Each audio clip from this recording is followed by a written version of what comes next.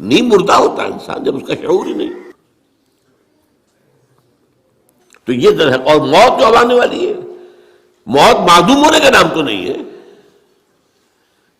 مردہ پڑا ہے، زندگی تو نہیں ہے، لیکن یہ کیا معدوم ہو گیا؟ معدوم ہے، موجود ہے. اور دوسری بات یہ کہ ہمارے علم کے مطابق تو یہ ہے کہ ادھر سے ادھر منتقل ہونے کا نام ہے موت. ہم تو انتقال کہتے ہیں نا. بھائی آپ لاہور سے کراچی منتقل ہو گئے، اللہ اللہ خیر صلی اللہ، آپ ایک عالم سے دوسرے عالم کو منتقل ہو گئے. عالم دنیا سے عالم برزخ، عالم برزخ سے عالم آخرہ. تو پہلی زندگی عالم ارواح میں، جبکہ ہمارے پاس جسم نہیں تھے. پھر سلا دیا گیا، یہ دوسری زندگی ہے، لیکن یہ موت کی کیفیت یا نیند کی کیفیت ہے.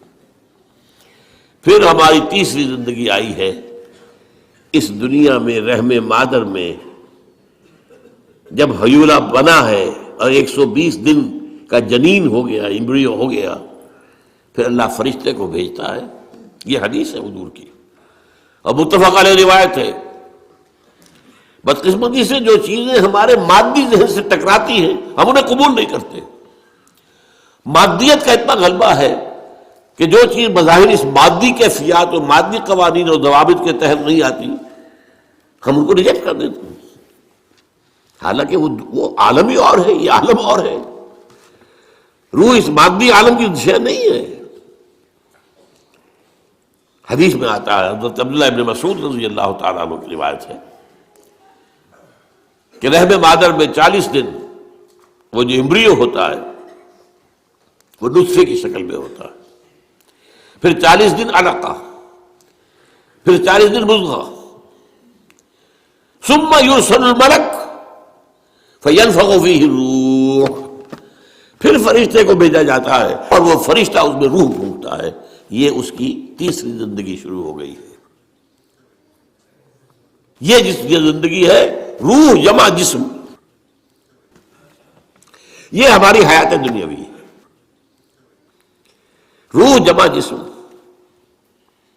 اور زندگی کون سی ہو گئی ہے؟ تیسری، عالم ارواح کی. پھر وہ کولڈ سٹوریج میں جہاں سلا دیے گئے، ڈمپ کر دیے گئے. پھر یہ دنیا کی زندگی 70-80 جو برس آنے ہیں. پھر موت آئی. چوتھی زندگی شروع ہو گئی، عالم برزخ. وہ زندگی ہے، موت نہیں ہے. اس کو تو سب مانتے ہیں. عذاب قبر ہم مانتے ہیں، قرآن سے ثابت ہے. بعض لوگ یہ سمجھتے ہیں کہ شاید قرآن میں ذکر نہیں ہے، غلط بات ہے. لیکن میرے پاس زیادہ وقت نہیں ہے. برزخ کے اندر زندگی کی ایک کیفیت ہے. اس کے اندر جیسے کہ ہمارے یہاں بڑی ویسے چھڑ گئی ہیں، حضور کی زندگی کیسی ہے؟ آیا ایسی ہے جیسے دنیا میں تھی یا اس سے کچھ مختلف ہے؟ تو میں کہا کرتا ہوں دنیا کی زندگی تو اتنی اچھی زندگی نہیں ہے. حضور کو جو زندگی ہے عالم برزخ میں، اس کا تو ہم تصور بھی نہیں کر سکتے. اس عالم برزخ میں کہا گیا شہداء کو وَلَا تَقُولُوا لِمَن يُقْتَلُ فِي سَبِيلِ اللَّهِ أَمْوَاتٌ بَلْ أَحْيَاءٌ وَلَٰكِن لَا تَشْعُرُونَ. اللہ کی راہ میں شہید ہو جانے والوں کو اموات مت کہو، مردہ مت کہو، زندہ ہے. تمہیں اس کا شعور نہیں. ہمیں شہداء کی زندگی کا شعور نہیں. پھر صدیقین اوپر ہے، پھر انبیاء ان کے اوپر ہے، پھر رسول ان کے اوپر ہے، سب سے اوپر سید المرسلین ہے. کیا زندگی ہوگی ہم کیا تصور کر سکتے ہیں؟ ما لا عین رات ولا اذن سمعت ما خطر علی قلب بشر. بہرحال پھر یہ چوتھی زندگی آ گئی. پھر آئے گا، پھر سور پھونکا جائے گا، اور پھر فَإِذَا هُمْ قِيَامٌ يَنظُرُونَ، تو سب زندہ ہو کر دوبارہ کھڑے ہو جائیں گے. وہ یوم القیامہ ہوگا، کھڑے ہونے کا دن. اور اس سے ہمارا 5واں دور شروع ہو جائے گا، حیات اخروی. اچھا، حیات اخروی کے بارے میں ہمارا کیا ایمان ہے؟ کیا وہ کبھی ختم ہونے والی ہے؟ وہ تو ابدی ہے. فَإِنَّهَا لَجَنَّةٌ أَبَدًا أَوْ لَنَارٌ أَبَدًا. یہ پوری زندگی. تو زندگی کتنی بڑی ہو گئی. تو اسے پیمانہ امروز و فردا سے نہ ناپ، جاوداں پہم دواں، ہر دم جواں ہے زندگی. البتہ ایک کام کیا کیا ہے اللہ نے، یہ جو 2 موتوں کے درمیان زندگی آئی ہے، پہلی موت جو کہ ہم عالم ارواح سے اس کے بعد سلا دیے گئے، موت آ گئی نا، پھر اللہ نے زندہ کیا.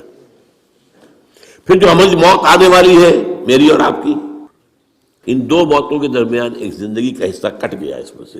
یہ لمبا پروسیس، وہاں سے وہاں تک مبدا و معاد، انا للہ و انا الیہ راجعون، اس میں یہ چھوٹا سا ہماری زندگی میں سے حصہ کاٹ کر اس سے ایک امتحانی وقفہ بنایا گیا. خلق الموت والحیات لیبلوکم ایکم احسن عملا. اس نے زندگی اور موتیں تخلیق کی ہیں تاکہ تمہیں آزمائے کہ کون ہے تم میں سے اچھے عمل کرنے والے. یہ امتحانی، اس کو بھی اقبال نے خوب کہا ہے، ملزم ہستی سے تو ابرا ہے مانند حباب، اس زیاں خانے میں تیرا امتحان ہے زندگی.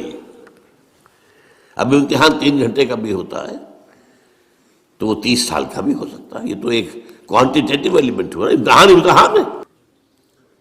Testing is testing. یہ حیات دنیاوی امتحان ہے. ملزم ہستی سے تو ابرا ہے مانند حباب، اس زیاں خانے میں تیرا امتحان ہے زندگی. اس کے بعد جب ہمیں دوبارہ اٹھا دیا جائے گا، حساب کتاب ہوگا، اعمال کا جزا و سزا کے فیصلے ہوں گے، اور پھر یہ جنت اور یہ دوزخ. وَإِنَّهَا لَجَنَّةُ الْأَبَدِ أَوْ لَنَارُ الْأَبَدِ.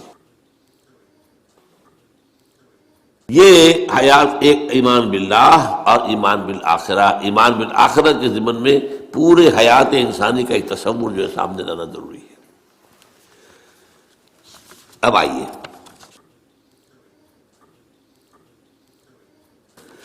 میں نے کہا تھا تخلیق کے بارے میں کچھ باتیں آپ کو بتاؤں گا. یہ جدید سائنس کے حوالے سے بھی بہت اہم چیزیں ہیں، اور یہ قرآن کی حکمت اور فلسفے کے لیے. بدقسمتی ہماری یہ ہے کہ ہمارے جو فلسفی مسلمان ہوئے، ابن سینا ہو، فارابی ہو، کندی ہو، جو متکلمین ہوئے جنہوں نے عقل سے کام لے کر قرآن کی تفسیریں کی ہیں، امام راضی میں بہت بڑے مقام پر ہیں، اور ہیں بہت ہیں. کچھ صوفی مزاج صوفی ہے، فلسفی ہے. ان سب نے اپنی زیادہ تر گفتگو کا دار و مدار یونانی حکماء اور فلاسفہ کی بات پر رکھی ہے. سقراط اس کا شاگرد، افلاطون اس کا شاگرد ارسطو. ہمارے متکلمین، ہمارے فلاسفہ سب ارسطو کے شاگرد. ہمارے صوفیہ اکثر و بیشتر افلاطون اور پروٹائنس، فلاطینوس ان کے شاگرد. لہذا مولانا روم نے بڑا شکوے کے انداز میں کہا تھا، چند خوانی حکمت یونانیہ. تم کب تک یونانیوں کی حکمت پڑھتے رہو گے، یونانیوں کا فلسفہ پڑھتے رہو گے، یونانیوں کی میٹا فزکس، یونانیوں کی منطق. چند خوانی حکمت یونانیہ، حکمت قرآنیہ راہم میں خاں. کبھی ذرا قرآن مجید میں جو حکمت دی گئی ہے، جو فلسفہ دیا گیا ہے، جو حقائق بیان کیے گئے، کبھی ان پر توجہ کرو. اللہ تعالیٰ توفیق دے. میری دلی آرزو ہوگی کہ آپ میں سے جو ذہین لوگ ہیں، ظاہر بات ہے کہ یہ میدان ہر شخص کا نہیں ہے.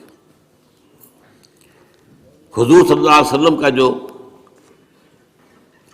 افرادی انفرادی سطح پر انقلاب برپا کرنے کا پروسیس ہے، 4 الفاظ ہیں اس میں ٹاپ پر آتا ہے حکمت. یتلو علیہم آیاتہ یزکیہم ویعلمہم الکتاب والحکمہ. حکمہ یہ تعلیم محمدی صلی اللہ علیہ وسلم، تربیت نبوی صلی اللہ علیہ وسلم، اس کی سب سے اونچی منزل ہے تعلیم حکمت. تو ظاہر بات ہے کہ ہر شخص اس کا اہل نہیں ہوتا. یہ اللہ تعالیٰ نے ظاہر بات ہے سب کو ایک جیسا نہیں بنایا ہے. جسمانی قوتوں کے اعتبار سے بھی فرق و تفاوت ہے، ذہنی صلاحیتوں کے اعتبار سے بھی فرق و تفاوت ہے. جن لوگوں کے اندر یہ فلسفہ اور حکمت کا ذوق ہو وہ اس معاملے میں آئیں، سوچیں، پڑھیں۔ میری یہ چند باتیں ہو سکتا ہے کہ ان کے لیے چشم کشا ثابت ہو۔ وہ کتاب اس وقت میری جو ہے ایجاد و ابداع عالم، وہ آؤٹ آف پرنٹ ہے، موجود نہیں ہے، انشاءاللہ جلدی ہی پرنٹ کروا لیں گے دوبارہ۔ دیکھیے تخلیق کا مرحلہ اول عالم امر ہے، اللہ کا ایک حکم کن، انما امرہ اذا اراد شیئا ان یقول کن فیکون۔ اس کن سے ایک نور پیدا ہوا ہے، ویری سٹل، لطیف، حرارت کوئی نہیں، خلق نور۔ یہ نور اللہ، یہ پہلی شے ہے جو پیدا ہوئی ہے۔ حکم ایک کن، یہ عالم امر ہے۔ اس نور سے پیدا کیے گئی تمام ارواح انسانیہ، تمام ملائکہ۔ ملائکہ کے بارے میں حدیث موجود ہے، قرآن مجید میں ذکر نہیں ہے، حدیث میں ہے۔ حضرت عائشہ رضی اللہ تعالی عنہا سے مسلم شریف کی روایت ہے کہ ان اللہ خلق الملائکہ من نور، یہ عالم امر ہے پہلے جو پیدا کیا گیا ہے، ایک نور، بسیط نور، لطیف نور۔ اس نور سے ارواح انسانیہ، انہی میں ایک روح محمد بھی تھی نا، جس کو نور محمد بھی کہا جا سکتا ہے۔ یہ لفظ جو ہمارے یہاں کہا جاتا ہے نور محمدی، نور اس لیے کہ روح نورانی ہے، ملائکہ نورانی ہے، اللہ نے فرشتوں کو نور سے پیدا کیا۔ اچھا، اب اس تخلیق کا دوسرا مرحلہ آیا۔ یہ پہلی تخلیق جو میٹا فزیکل ورلڈ کی ہے، دوسری تخلیق ہے فزیکل ورلڈ۔ ایک اور امر کن، اور اس سے ایک بگ بینگ پیدا ہو، یہاں سے سائنس شروع ہوتی ہے۔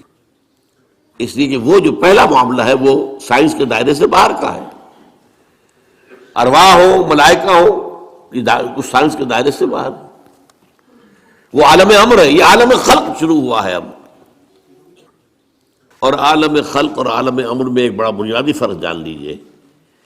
عالم امر میں اللہ کے کسی حکم کے تعمیل میں کوئی لمحہ صرف نہیں ہوتا، کن فیکون، کن فیکون، نو ٹائم ایلیمنٹ۔ یہی وجہ ہے فرشتے کو عرش سے زمین تک آنے میں کوئی وقت نہیں لگتا، روح کو بھی کوئی وقت نہیں لگتا۔ یہ بیانڈ دس فزیکل ورلڈ ہے نا، تو میٹا فزیکل ورلڈ کا تعلق ہے ان کا، یہ عالم امر سے ہے۔ امر میں وقت نہیں لگے گا قطعاً، خلق میں وقت لگے گا لازماً۔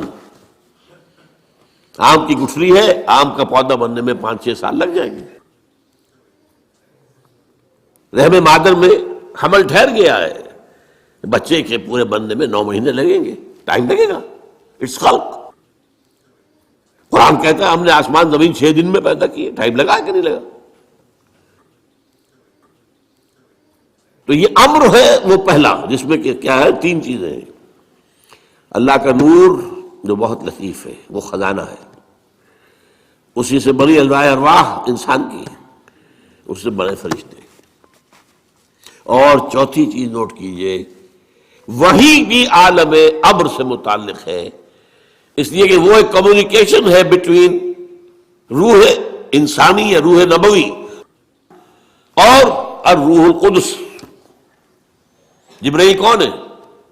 فرشتہ۔ روح محمدی، یہ بھی نوری، وہ بھی نوری، یہ ان دونوں کا کمیونیکیشن ہے وہی۔ لہذا اس کا تعلق بھی عالم خلق سے نہیں ہے، عالم امر سے۔ بہت پیارا شعر کہیں کہا ہے، کس کیفیت میں کہا ہے میں نہیں سمجھ سکتا۔ نغمہ وہی ہے نغمہ کہ جس کو روح سنے اور روح سنائے۔ روح محمدی نے سنا ہے، اس کان سے نہیں سنا حضور نے، یہ نوٹ کر دیجئے، کبھی پڑھیے حقیقت وحی نامی کتاب مولانا سعید احمد اکبر آبادی کی۔ وحی کی حقیقت کیا ہے؟ وہی براہ راست قلب پر جاتی ہے، اس کان کے واسطے سے نہیں جاتی۔ یہ کان عالم خلق کا ہے، قلب عالم امر کی شے، روح کا مسکن ہے، وہاں روح ہے، روح محمدی ہے۔ فَإِنَّهُ نَزَّلَهُ عَلَىٰ قَلْبِكَ، اس کو اے نبی اتارا ہے اس فرشتے نے آپ کے دل پر براہ راست۔ تو نغمہ وہی ہے نغمہ کہ جس کو روح سنے اور